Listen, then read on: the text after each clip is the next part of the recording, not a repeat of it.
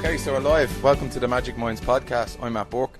Today I'm joined by two special guests, Stephen and Sinéad, aka Farmer Michael, and his wife Kathleen. Guys, how's it going? Good, no, Good, I'd say there's you. only one special guest. I'm the special one. Shut up. Meaning, I'm the funniest. no, I'm special I'm in the secret funniest. physically wise. Yeah.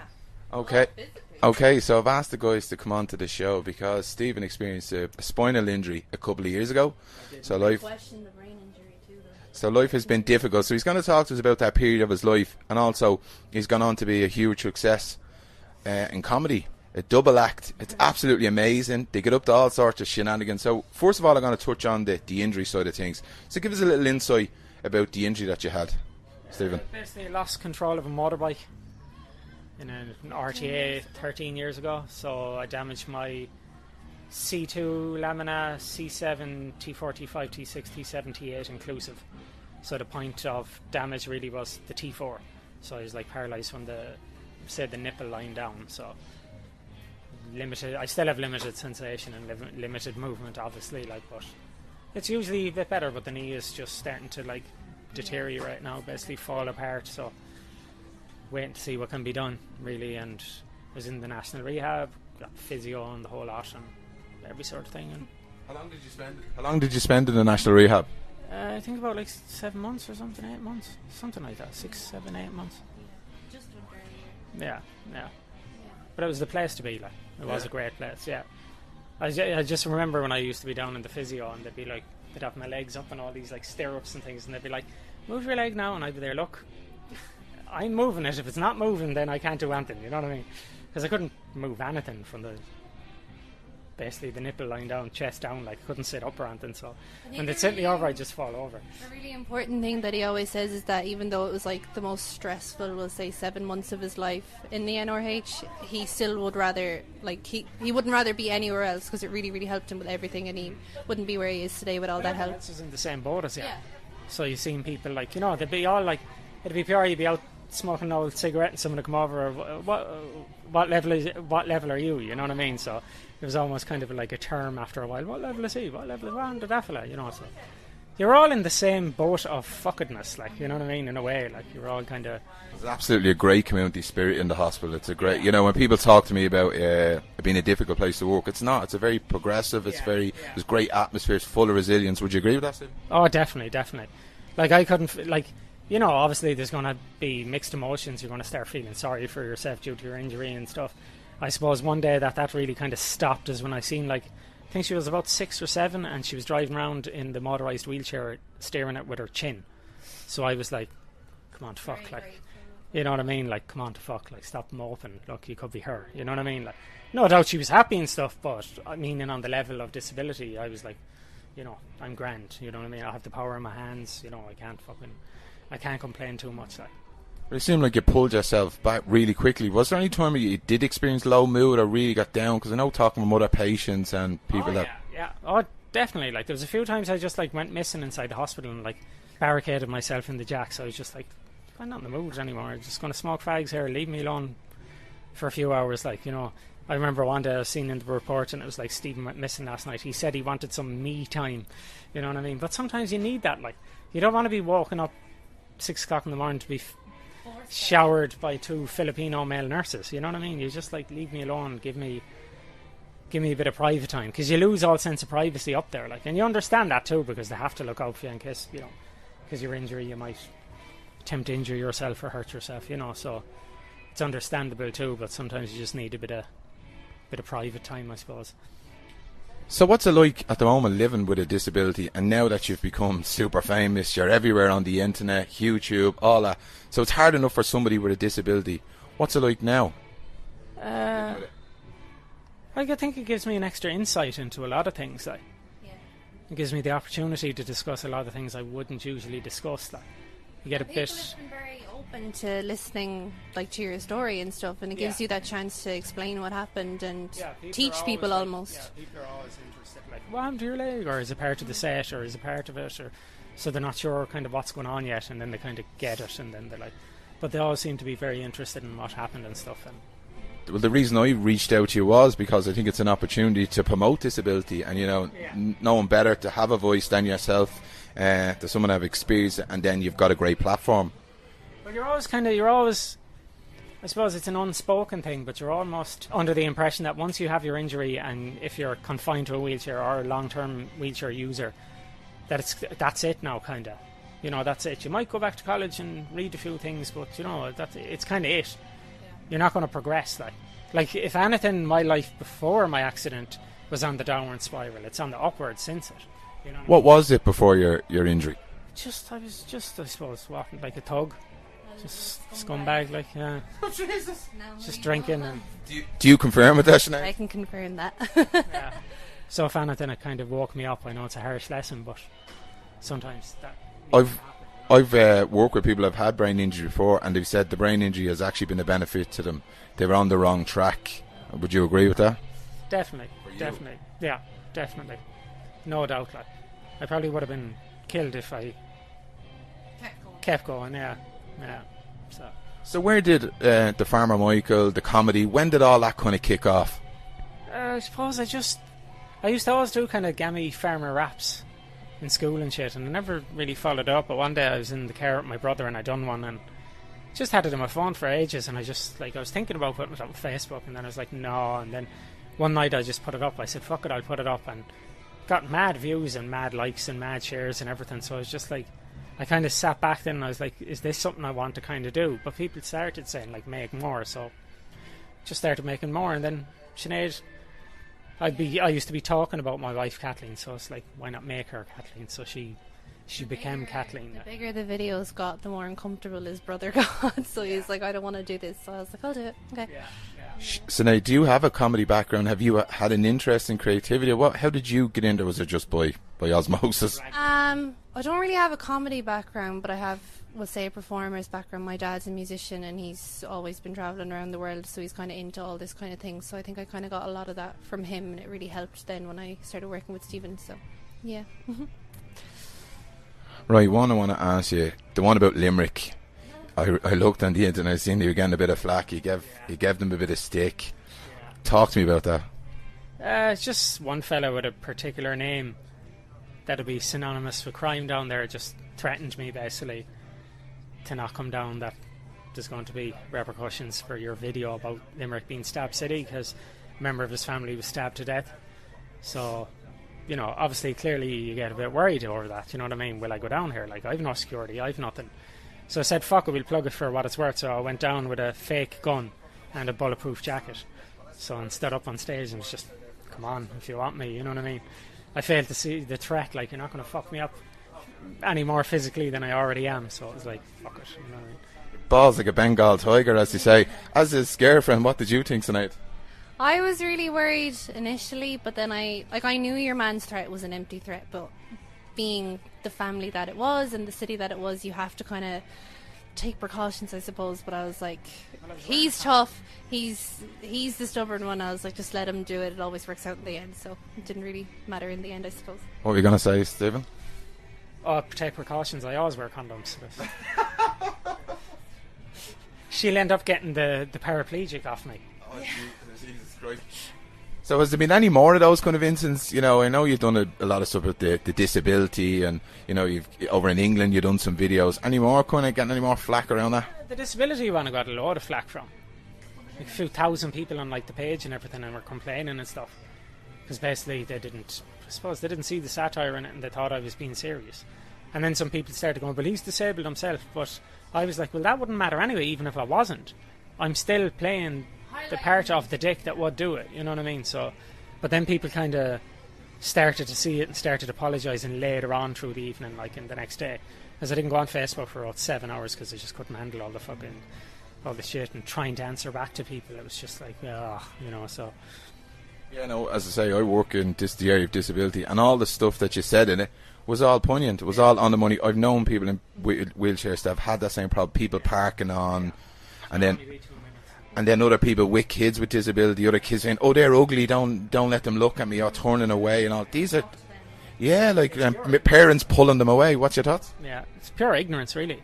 It's complete and utter ignorance. Like, I suppose most families, they won't really have an awareness of it until it kind of happens to them, or till they know someone with a disability in the family. But obviously there's always going to be a fucking complete ignorant proportion of the population who are always going to hold those views, like, you know. So my view is that Ireland is, you know, we're in the 21st century. We promote equality and fairness and all, but sometimes we don't, and people with disabilities don't get an easy ride. And I think it's a great way to highlight it. Well, you don't get an easy ride. Like for me in my position, because I'm young and I dress a certain way and I play loud music, I get it from both sides. So when I park into a wheelchair spot, I'm getting criticised by people for parking in it firstly because, oh, you're young, you shouldn't need a wheelchair spot. And then other disabled people who are even as or even more judgmental as the people there. So I'm getting it from both sides. Because disabled people shouldn't be loud and brash and brave. Disabled people are meant to be quiet and timid and go about their world that way. So when you're loud and brash and say to someone like, get out of the wheelchair spot or I'm going to fucking batter you to death with my crutch, you're not, whoa, you're not meant to say that as a disabled person, but I will, like. So, you know, you're caught between two sides, really, like. So it's kind of, especially when it's threatening to stab people as well, like. Yeah, absolutely. Again, empty threats. We don't condone violence. This is he's from Galway. He won't really do that. He's only having the crack. It's only a bit of laugh. Come here, comedians, you know, everyone gets offended, and, you know, we sit on the line of things being offensive. Where is your line, and who keeps you from going over that line? From me looking at my videos, we haven't really crossed the line. We've never, because I'm doing it through a character. So he's crossing the line, but Sinead is always bringing him back in. You know what I mean? Reeling him back in. I wouldn't ever mock anyone that wouldn't be able to defend themselves, like mentally or physically, you know.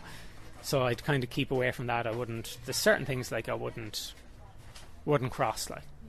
So is Farmer Michael a combination of lots of people, you know, or is there one specific person? He's lots. He's like changed over the years.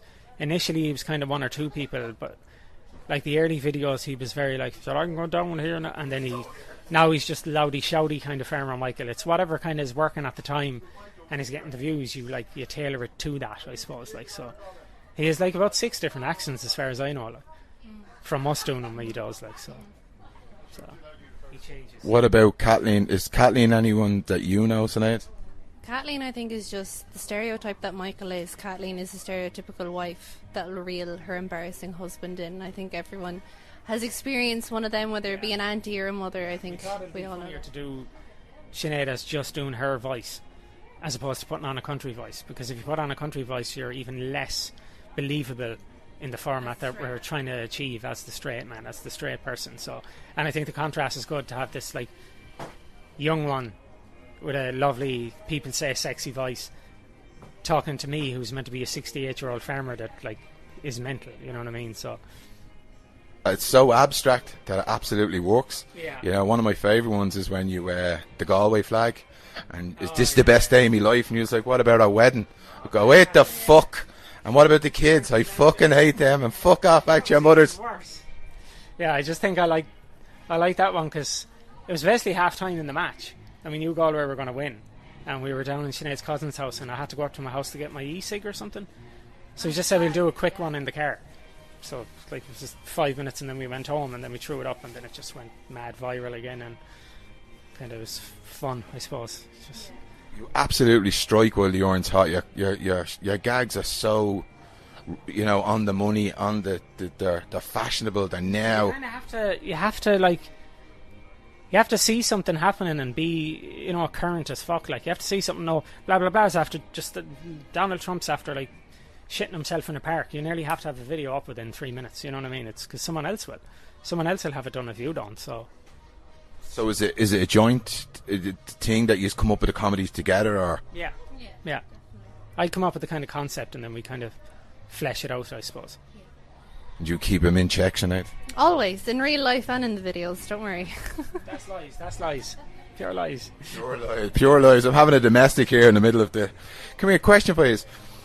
Your internet sensation, social media, how did you make the transfer from the camera, behind the camera, onto the stage? We were kind of forced into it by a comedian friend of ours, Johnny Graham. He basically got me up on stage one night, and I kind of done it just on my own. And then we were like, well, the most ideal way to be doing this, like, to Sinead to have a book and pretend to be kind of mock interviewing me. So that's the kind of process we do. That's how we do it now. Like, so it's just basically she's interviewing me and asking my opinion on certain topics, and it's worked. So that's it, really. So how do you master your craft? I know comedians, they go and do open mics, and some of them bomb, and they go, well, that material didn't work, that material. How do you guys do that? How do you work through that process, mastering your craft? I suppose, like, we've done open mics and stuff, and see, we have the added beauty of throwing it out in a video first, so you're almost like testing the waters that way. And plus, when you're at the shows as well, you have to do some of the classics, because people will shout out. You know, it's almost like a musician that they want them to play a certain song, so they'll like do the 29 Years one, or do the Willie Rooney one, or I'd start doing the one about Oscar Pistorius, and they'll be like, oh, he's doing that one, you know what I mean? And you can hear the kind of quiet kind of build up, because, oh, he's doing that one, so like, it's kind of strange that way, but you almost have to have some of the classic well-known video ones in it. Like. That's news to me. I didn't know that you done open mic stuff. And oh yeah, we would have at the beginning, like, for definite. Yeah, one or two of them, not many. Yeah, long time. Yeah. What would your favourite one be? What the videos that you've done so far? What's up there with yours first? I don't know. Not really sure. I like Your own personal opinion. I like watching the 29 Years one, because I just love when I completely melt down and go, like Sinead going like, I'm not from Waterford, fuck off back to Waterford, you cunt, you know. It's like, even though she's not from Waterford, I was just so happy with the moment that Galway won the All-Ireland, you know, and anything she said was just over my head. I didn't give a shit kind of thing, you know what I mean? So What's yours, Sinead? Probably the Fuck the Mayweathers one, because I just love how much work went into that, and it nearly took a good 24 hours to do it, and it just came out amazingly. So I was really proud of everything we did in that one, for sure. Yeah. What do your family think of it all? Like, I'm sure do they support? Are they like, oh, I can't believe you said it? Oh, go easy, don't, you know, Irish families. My dad will be fully supportive of it. He kind of doesn't get it in a sense, because he's very old-fashioned, like, and so he kind of doesn't get it. But like my brothers would and stuff, and my sister would as well, and things, and they all support it. Like, they all think it's good, you know what I mean? So. What about your family, Sinead? Yeah, my family are very, very supportive. My mum's very, she's a very reserved person, but she does support everything I do, and she's always kind of rooting for me at shows and stuff, but she doesn't swear a lot, so she's not a huge fan of that. My dad loves it, all my aunties love it. I have 10 aunties on my mum's side, and they just are mad about Stephen and everything, so they really love it, and I'm really grateful everyone supports it. Sure, how could they not be? So lovely. She's just so nice, this woman. I don't know about you, but she's definitely the nice one. She's very lovable. I can't believe I got to carry a bag. I was like your personal assistant. No, but that's going to my that's my celebrity status now. I'm carrying. Skanked a few notes out of it.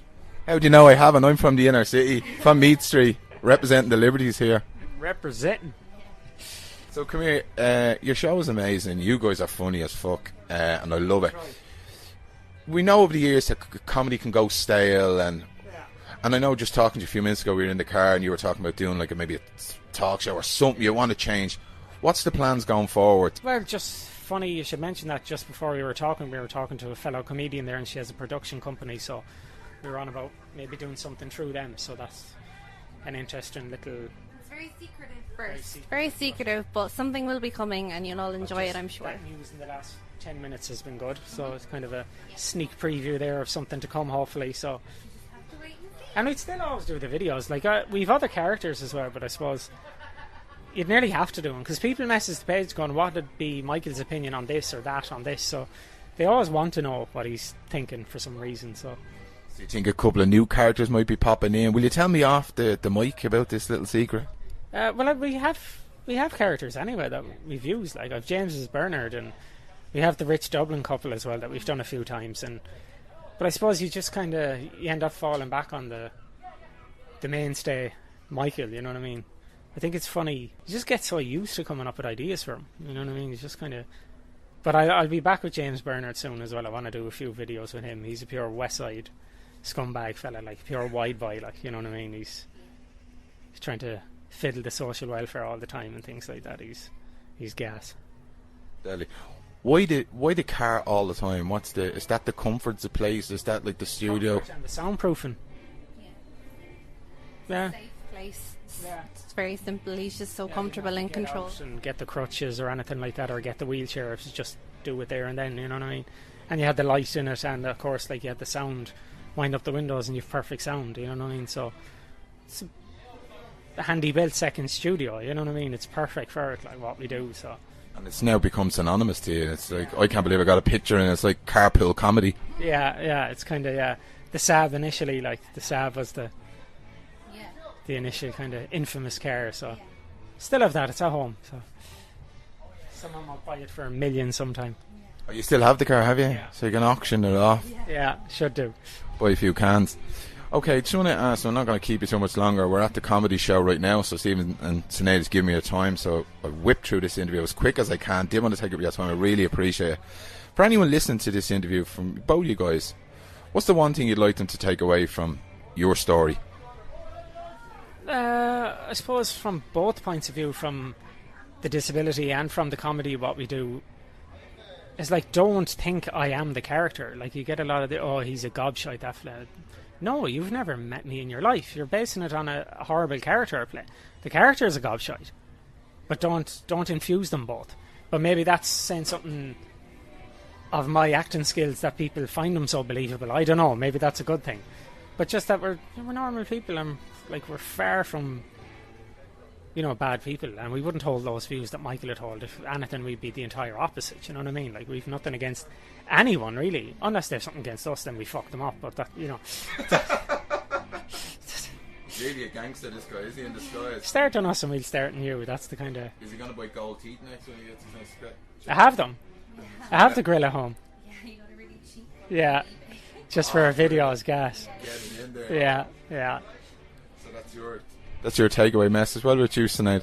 I think exactly what he said. There's so many people who truly believe that he is the asshole that Michael is, but he's a really sweet and kind person, and he'd do anything for anyone in real life, and people don't seem to realise that, but it's so true about him, and he's the complete opposite of Michael, and I suppose he is just such a good actor at playing Michael that people seem to get that idea from him, but in real life he is the kindest person I know, so yeah. That's so sweet. That'll bring tear to a glass eye. Are you paying her for this, or she really believes that?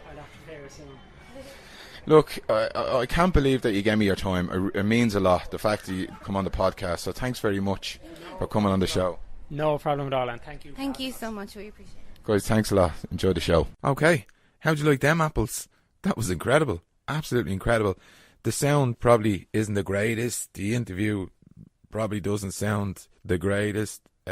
Sound-wise, as Blind Boy always goes on about sound fidelity, and I've got into trying to create the best sounding podcast, but probably the sound was a little bit all over the shop. I'll explain how that all came about.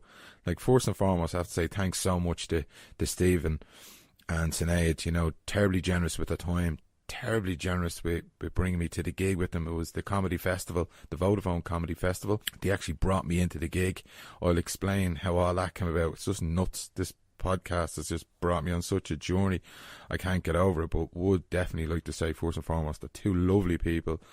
I've met them off record and having the chats, and they just genuinely sound nice, normal, everyday Joe Soaps, which was lovely, and very generous with their time. So I really appreciate that. Yeah, so I'm back home now in my little studio with me normal mics, as I always do, a little wrap up. I'll explain how it all unfolded. So the crack is, right, I seen on social media that he had an injury. I knew he had an injury before from a road traffic accident, but it never dawned on me that he was actually in the National Rehabilitation Hospital. So I was like, he's been in the hospital for, I might touch base with him and see will he fancy doing an interview with me. 'Cause somebody in his position that's had an injury and went on to succeed would be really great for some other patients that are in a similar position, maybe in the early stages of their injury. And that's what I like to do. I like to educate, but also then be a motivation and inspiration for other people out there. And then as well, it's an opportunity for me to sit down and have the chats with somebody like that and just get to know what they're like and how they work, and just seriously interesting. But if he was an opera singer, I'd still want to interview him, and he had an injury. It's not the fact that I like him as well. That's really why I went after it. It's the fact that he's had a traumatic injury, but then went on to be a success and mastered that, and still struggles every day with pain management and his disability and the difficulties in life that come with having a disability. You know, it's not easy. So these are people that are really, really inspirational and motivational. You know, we look at celebrities and think, oh, they're amazing. But these are the hardcore, real heroes of society. And I really mean it. And I'm genuinely, when I say that, I really take my hat off. When I work with these people, I'm blown away by their strength of character and resilience. So not only was it an opportunity for me to sit down with someone like that, but then to share their story and to bring it to you guys, it's just deadly, absolutely deadly. Right, so the crack was, I touched out to him on social media, on Facebook. He says, yeah, I'll do the interview. I was like, lovely, sound. So we were back and forth. I was going to Galway, he was coming to Dublin. We didn't know what was going on, and kept sending back and forth messages, going on for a couple of weeks. He then sent me a message saying that he's going to be at the comedy show. We'll meet there, and I was like, cool, come around to me gaff, we'll do the interview, because that's where I have me little setup, me laptop, me mics, me comfort zone, as we talked about in the interview. Me comfort zone is in my gaff and his is in his car. I'll go anywhere and do it, you know, but I'd like to my house. But he was like, I'll meet you at the comedy store, or the comedy show, we can do it there. I was like, what? I was like, shit, and I was like, oh, you're joking. But I don't care. I'm like one of those people, if somebody says to me, can you do that? I'll go, no, I can't, but I'll absolutely give it a go. I don't kind of fear failure. I'll just give it a go, and if it doesn't work out, I go, fuck it. I tried my best and it didn't happen, so I'll just rock along anyway. So I said, are we going to do the interview in your car? And he's like, yeah, is that okay? I was like, yeah, absolutely. If he's going to be generous enough for his time, I'm going to accommodate. I'll do it, whatever. So it's back to me little H1 Zoom recorder, which I started with my interview with Frankie Gaffney, and the sound wasn't great with that, but I said, you know what, I don't care. I want the content to be more important than the quality of the sound. I want people to go, yeah, it wasn't great sound, but Jesus, he has a great story, and that comes across well, and it's inspirational, it's motivational. And jeez, I didn't know that, and that's educational. So I said, feck it with the sound, you know what I mean? So anyway, I hopped on my bike. I'd done a couple of interviews that day, got home from work, bounced onto my bike, flew in to meet him with my recorder, meant to meet him at 5:30. So I'm standing there about 6 o'clock, and Tommy Tierney walks by. Now, I've been texting Tommy Tierney on Twitter, tweeting him. I keep saying texting him, but I tweet him on Twitter, ask him will he come on the show. Because again, I think he's a huge inspiration, and he's had difficulties of the mind, I think, over the years, and he's struggled and got better, and he's a great story, and I'd love to have him on. But anyway, he walks by me, and I was like, is that Tommy Tierney? Is it not Tommy Tierney? I'm standing there going, oh, don't know what it is. And then he went by, and I went, it is. And then he goes into the RTE. They had like this big bus, so I think he was going in there for an interview. I was like, oh man, I should have fucking asked him. So I'm sitting there waiting for Farmer Michael, shitting it because I'm going to be doing an interview in a car, which I've never done before. Like, this is all new to me. I've never done any interviews for only these last, say, 13 or 14. For this, I've no training in media or podcasts, and I just gave this a go because it's something I want to do, sit down and have the chats with people. So all my insecurities come back. I'm like, oh, for fuck's sake, this is nuts. Tommy Tierney's walked by. I didn't ask. I'm kicking myself. Farmer Michael's on the way. So I'm having this three-way conversation with myself going, what will I do? So I'll stand here waiting on him. And then Tommy comes out again. Somebody stops him for a picture. And I'm like, oh, go over and ask him. I'm like, no, you don't want to disturb him. You know, he's with somebody, he's busy. You know, but apparently in this game, you know, you have to have balls like a Bengal tiger and just go for it. And that's kind of counterintuitive to the way I am. I don't really do that kind of thing, you know, just insecurities come back. I was like, oh no, you can't ask the man, you can't disturb him, you know. A bit like asking a girl out. Sometimes I bottle it, you know. I really need them to have a neon sign to say, this person wants to go out for a drink with you before the last, or else I'll bottle it. And I was like one of those. I was like, oh, you can't ask, but I wanted to. So off he trotted. I'm still waiting on Farmer Michael. I'm meant to meet him at 5:30. It's now 6:15. So I'm like, is he going to turn up? Is he not? So I'm thinking about that. So then I says to myself, stop giving yourself a hard time about the Tommy Tierney. What you'll do is, you learn from it. And when that happens again, just say, look, you regretted that. You don't have to happen again. And within 5 minutes, he walked by again. And I was like, here, I got to go and say it to him. So I bounced over and I said, here, Tommy. I says, my name is Matt. I have a podcast called Magic Minds. Yada, yada, yada, yada, yada, yada. He goes, yeah, send me an email. My website is such and such and such. We'll try organise it through that. I was like, unbelievable. This is an unbelievable opportunity. And he was dead sound. Tommy Tiernan, you're a legend. Thanks very much for taking the time to talk to me, by the way. So off he rocked. So I was like, oh, winner.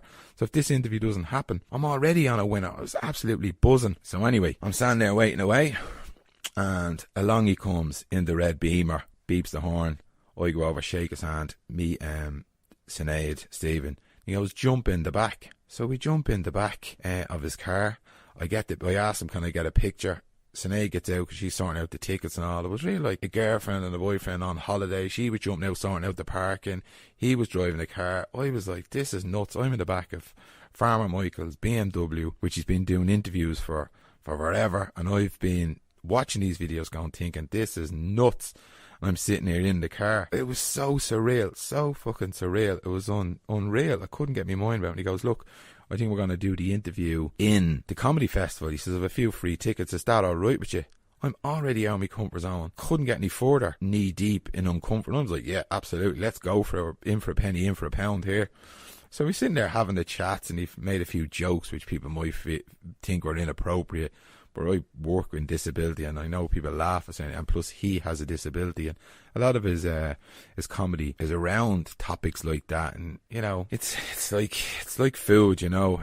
Some people like some dishes, some people like other dishes, but you have to respect the mastery and the profession that goes into it. And he's relevant, and he's observational comedy, and he says what people are thinking. Like, hand on our heart, we've all said things inappropriate, made inappropriate jokes, and let's not get all high and mighty and sit on a moral high ground and think we haven't. He just says a lot of things that people are thinking, and you know, some of the stuff we will talk about in the interview about people with disabilities and, you know, people not wanting to look at them. Not that's so real. Like, people are out there that don't want to look at people with disabilities, and our society is really, really cruel to people with disabilities, and they're not recognised. They don't get the respect and the love and the empathy that they deserve. And you know, he does say some poignant things in his gags, and some people miss out on them because they're too busy judging, saying, oh, it's inappropriate, it's inoffensive, and sometimes people just don't listen. They hear, but they don't listen. So some of the gags he makes and made in the car was just hilarious, and the same with his show, it's just hilarious. So anyway, we head on into the gig. So I'm helping them putting the wheelchair together. I get to hold Sinead's gear. She's like, could you hold that for me? She's like, oh, do you mind? And she's just so nice. And I was like, yeah, no bother, give her rats. This is going on my CV. I'm a personal assistant to Kathleen. So I was just laughing away to myself. So we get into the gig. I have me passes, following up like a little celebrity I was, a little VIP. And we're backstage, and he's getting prepped by the organisers of when he's going on, when he's not. And I'm standing around feeling like a little bit of a third wheel watching. And he had also a cameraman with him, and he's doing kind of a documentary of his life at the moment, and it's going to be aired. And that was on. I was like, oh geez, he's going to be filming me, interviewing him. And like, as I say, I've no training in all this, so I have never interviewed like two people at once with one mic. So anyway, I'm thinking, what am I going to do? How do you go about doing this? And so we waited around for a while. He was getting prepped, and they were talking about the show and all this. And then he goes, right, let's go for it. Let's do it now. We go in here and we sit down. And I swear to God, I was like a dog with two Mickeys. I didn't know what to be doing with the mic. I was holding it. I was talking when they were talking. I was pulling it back. But as I said to you from the start, I didn't care. I said, I don't care. I'm just going to go for it. And wherever comes of it will come of it. But the content will be good. He's had a traumatic injury. He's had a spinal injury. He's mastered that. And as he said in the interview, you know, his life trajectory was on a downward spiral, but now it's on an upward spiral, and it's going well. So if there's anyone out there, or anyone in life that's had difficult periods, or is going through an injury, they can look at this. Yeah, he is kind of famous, and it doesn't mean you have to be famous after an injury to say that you've been successful. But I mean, there is always light at the end of the tunnel. There is people that we're not alone in this world. Have you been through an experience? So someone else, 9 times out of 10, have been through the same experience. And you know what? This will be reflective of how you do it if you apply these same kind of attitudes. If you apply resilience and gratuity, you know, you have a positive attitude and you work hard, you too can have success. You know, I'm a firm believer that we are kind of a repetitive human beings. We do the same thing over and over again. but we can have the ability to change our behaviour and change our actions and change our outcome. But if you stay the same, you will do the same. And as he done, he adapted to the injury, he changed his mindset, and he's changed his life. And as I say, the trajectory has gone up instead of down, and he self-admitted that. So the interview was unbelievable. Like, as I say, I was back forth with the mic. I didn't know where to put it, as I was talking over, but I didn't care. The bigger picture was to sit down with somebody like that, and the fact that he was accommodating me, giving me his time, where I'd be thinking, he's got a half an hour. Like, we literally were doing the interview at 7:15, and he was on at 8:10. He was giving his time at 8:10, and he was sitting there doing an interview with me. 1, I thought that was super professional. 2, I thought it was super cool. And 3, it was absolutely so generous to give me that time. I couldn't believe it. Because I've often give presentations in the hospital, and I'd be prepping myself, and I wouldn't be able to give an interview beforehand. I'd be doing 2 jobs at once. So I took my hat off to him for that one, you know. So yeah, we done the interview. I then stayed around, as I had tickets then, I stayed around for the show. I seen a couple of people beforehand, funny enough, but then he came on, and he was hilarious, unbelievable.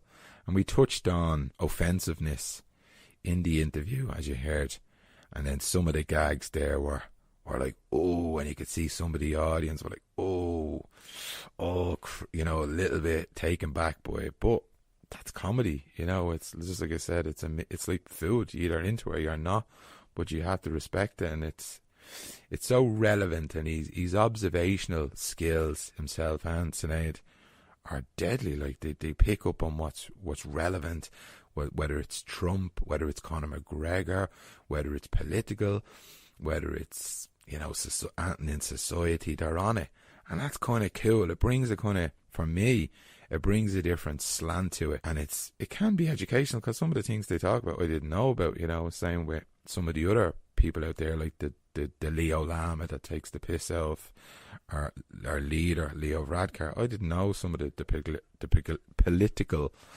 shenanigans and the underhandedness since I started watching a cartoon character called the Leo Lama. So I mean, comedy does have a way of bringing issues in society to the forefront that I didn't know about, and that's kind of where I'm kind of going with this podcast. I want to be educated, because when it comes to political stuff and society, things are going wrong outside my environment. I'm like the Joey Essex. I haven't a clue sometimes. It's like I don't know how to read a clock when people start talking to me about political stuff or rights, and, you know. So this podcast for me is also an opportunity to be educated, like, not just to meet the likes of Steve and Kathleen, but I have a guy on this week who will be coming on soon, Tony Walsh, he's part of the Queer Archives, and he'll be talking about his experience of being a gay man and HIV, and the treatment for HIV, and a medical product called PrEP. I never knew there was a product called PrEP, and this is to prevent you from picking up HIV if you're going to be exposed to, whether you're a drug user or somebody that performs unsafe sex, no condoms, or, you know, gay sex, heterosexual sex, whatever. But if you're exposed to it, you take this drug, it reduces your chances. I never knew that was there. I didn't know that, you know, the Ireland's going through an epidemic of HIV. So I'm going to get him on the show, and that'll be an education for me. And hopefully, if you're out there and you didn't know about this, you'll be like, what the fuck? I didn't know about that. So that's kind of where the podcast is going. And I just left that place scratching my head going, that was unbelievable. What an experience. What an experience. So life, it's like living the dream, as they say. My famous saying, if people know I'm woke, I'm always saying living the dream. That doesn't mean life is great. That just means I'm living the dream. It's doing things that I never thought I'd do, and I would always say to people, give it a go. As I say to you, I don't have any experience in podcasting, but if there's something out there that you want to do and you don't know how to do it, just go and go for it. If you really want to, you'll work it out. I didn't know how to do this a couple of months ago, back at Christmas, and now all of a sudden I've got a laptop and I've microphones and I'm interviewing people, and I've no journalistic experience. I just give it a go.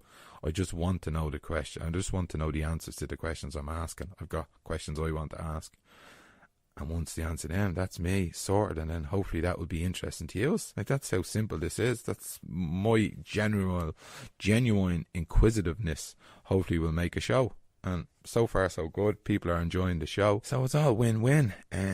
So I'm still super excited about that interview. Hopefully you'll enjoy it. I feel like I'm waffling on here, so I'll wrap it up. I'll absolutely wrap it up. So hopefully you enjoyed that show. But again, please share with your family and friends. Give us an L rating on iTunes.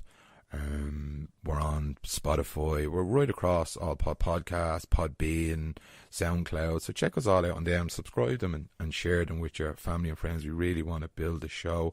I want to thank a few people. But first of all, I want to thank Sasha Decker. I've not thanked her, and she's been really instrumental in me building up on my show. I forgot to do that a couple of weeks ago. I've met up with her. She was a previous guest on the show, so I want to thank her. She's helped me out with the marketing side of things and helped me brand it and give me a vision for the show, and give me a vision for how I deliver it and what I should do and how to make it better. Not to become profitable, no way. That's never going to be me. If that happens, if we've made some money, yeah, I'd buy more gear and I'd do that, but it's not about the money. But she was like, how to make a better product. So Sasha Decker, thanks very much for your help. I really appreciate it. Sorry I haven't thanked you sooner. As always, Niall Riley from Rooney Media. He's an absolute legend. If there's anything you need for graphic design, websites, printing, anything around that area, get in touch with those. RooneyMedia.com. The details be in our show description. Also, Carolyn Harvey from ISA Nutrition. If you're interested in weight management, weight loss, health, building muscle, changing your body, get involved with those guys. She's absolutely brilliant. She's on Facebook, Twitter, Instagram. Touch me up. I can send you her number. She's a brilliant girl. I'm in the middle of doing a program with her. I will give more details in that program. I've done a review of it. I wrote up a review for her and I sent it on to her just for her own website and for her own details. But I'm not great with writing stuff. I'm a bit like Anna Barry C-Spot Run. I don't know if I've got the message across really well. But really, as a healthcare professional and working with another healthcare professional, which I had to leave my ego at the door, I'd love to do her justice and give a proper review. So I might take some time out on my next wrap up and talk more about her and our business and her as a person and the work that she's done with me, because I think it's important. Because I talked to Maria Frampton about healthcare professionals, doctors working with other doctors, and those barriers, but I had to drop them down, leave them at the door when wanting to work with another healthcare professional, i.e. Caroline, and working with me with my nutrition. So I think I'll touch base with you again on that one and give more details, because I think it's an important point, definitely for educational point of views, and maybe you might get some benefit. As always, I'd like to thank me crew, Aaron Kyo. Thanks a lot, lads, you're doing tremendous work. So that's all we have time for today. Hopefully you enjoyed that show. I absolutely loved it. Hopefully we can just keep rocking along. We get Tommy Tiernan on, we get other interesting people. I've got a couple of deadly guests coming up. Maria Frampton. I've got a couple of patients from the hospital. Dr. Zoza Cora, he's coming back on. I had a gas young one on as well. I've done a recording of Alison Carville. I keep getting her name wrong, and she gave out to me today. Alison McCarville. I have to say the Mac right. So she's coming on. She had a brain injury and she's just an absolute tonic. So you'll really enjoy her. So okay, wherever you are in the world, mind yourself. Be kind to yourself. When you're kind to yourself, you're generally kind to the rest of the world. Have a great day. Take it easy. Bye bye.